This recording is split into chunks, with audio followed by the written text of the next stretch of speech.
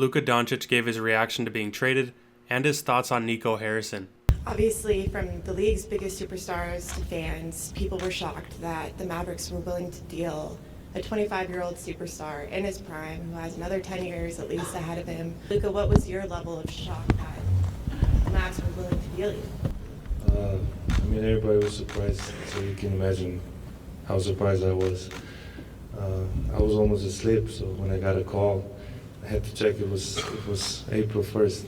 I didn't really believe it at first, and it was a bit shock. It was hard moments for me. It was home, so it was really hard moments for me, especially the first day. As I said, I get to play in the greatest club in the world, and I'm excited for this new journey. You wrote a Dear Dallas letter to fans that was, very heartfelt, and you talked a little bit about, your shock. How are your feelings toward the upper levels of the organization, Nico in particular, or the decision to trade you? Well, that's their decision, so I have no comment on that. They made the decision. I don't know why. But that's their decision, so I can't do nothing about it. And then one of the reasons that was given was that there was concern that, beyond this summer, or that there's a chance you might not agree to the Supermax extension. Did you or anyone on your inner circle indicate that might be the case? Absolutely not. Luka was asked about his calf injury and why it keeps repeating itself. I want you to pay attention to how he answers the question. You've gone through it now 4 times with this calf. So what have you done to get back on the court? How are you feeling? And how confident are you in that this won't be a reoccurring injury?